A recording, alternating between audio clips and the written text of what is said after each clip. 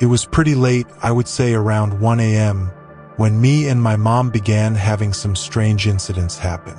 My dad was asleep since he had to go to work early in the morning, so it was just me and my mom who were awake. My mom was watching movies with me. We were in the middle of watching a series on my laptop when I felt my mom jump.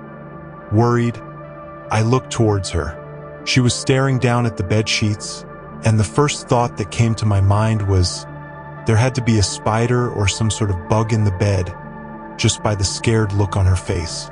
I began saying, "What?" in a worried tone. Still startled, she looked up at me and she said, "Oh my gosh, I swore I just saw blood." She then said, "I know that I just saw blood on your sheets.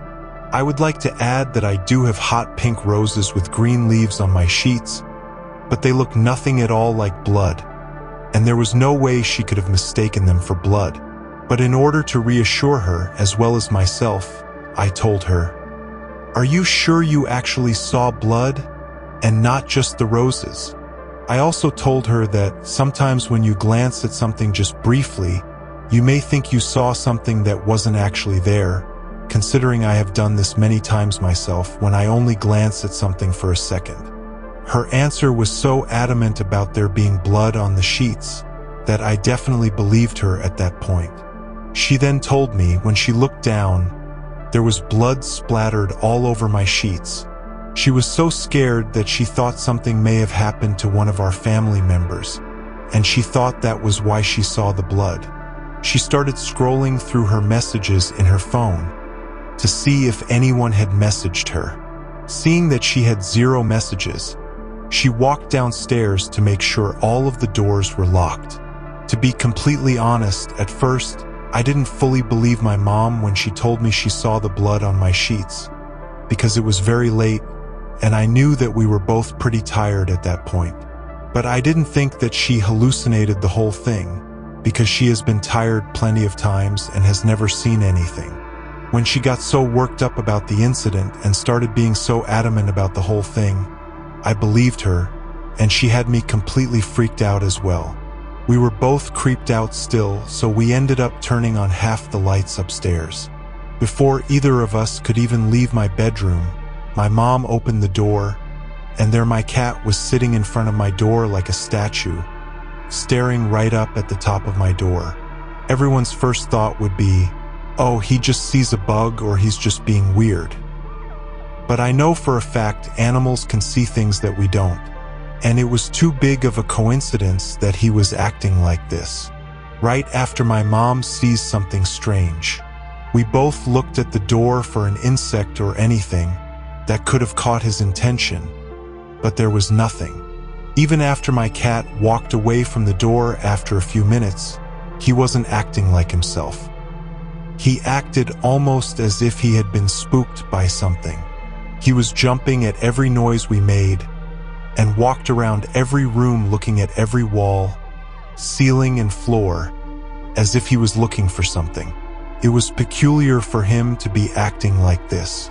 We didn't even want to take our showers alone, so we left the bathroom door open while each of us took our shower. After taking a shower, I went back into my bedroom and laid down on the bed. It wasn't long before it sounded like creaking on the floor somewhere in the room. I would have liked to say it was only my imagination, but this time my mom was with me too, and she heard it as well. She had been the first one to say, "What is that?" I just said that we were being paranoid. Shortly after, the creaking in the hallway started, and my mom immediately heard it. Before I continue this part of the story, I have to say this isn't the first time I heard the creaking in the hallway. All of the bedrooms are separated by the hallway, but I never liked looking straight out into the hallway. I have always slightly closed my door before going to sleep, so I don't have to see out into the dark hall. But every other night, I can always hear what definitely sounds like walking out in that hallway. It's very, very loud creaking on the floor, and I just know someone is walking out there. For a month or two, my sister, who was pregnant, and her boyfriend were living with us and shared the room just across from mine. So, I came to the conclusion it was one of them walking to the restroom through the night. But it continued long after they had left and moved out. One night, when I heard the walking in the hallway once again, I decided I would figure out what was really going on. I was a little fearful to open my door, so I peeked out to see if the bathroom light was on, which would tell me that my mom or dad had just been walking to the bathroom, but all the lights were out. The creaking started up again, and at that point I was fed up with it. I turned on my light, threw open the door, and oddly, the creaking just stopped. I saw that everyone was sound asleep, so I then knew that I was right. Something strange was definitely going on. When my mom heard the creaking that night in my room, it had already been happening to me every other night, but I refused to tell her that. I wasn't about to freak her out more than she already was. In all my years of living in our house, I have never slept without some kind of light in my room. It sounds childish, but I truly am scared of the dark, and I refuse to sleep in the dark. Therefore, I have a small, crystal sort of night light sitting on my dresser. After a little while, the night light began to flicker like it was shorting out, only when I walked on the cord. I had already walked on it a bit too much, so it completely came unplugged, leaving me in the dark. I found the light switch and turned it on. I plugged the night light back into the wall. I then went to use the restroom. When I walked back into my room, the light switch in my room was of course still on, but the night light was again unplugged, except this time I wasn't walking on the cords at all. I found that pretty weird. The next night, when I was watching TV with my mom in her room, out of nowhere, the Alexa device in my room began talking, which we could clearly hear from my mom's room, since the volume on my Alexa was all the way up. The Alexa said, I'm not sure about that.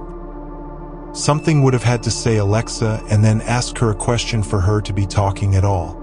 I had weird things happen with the Alexa in our kitchen, which I told the story of in one of my previous stories, but this time it was the Alexa upstairs in my room. I believe something really is trying to interact through our Alexa devices, but how can any of us know for sure?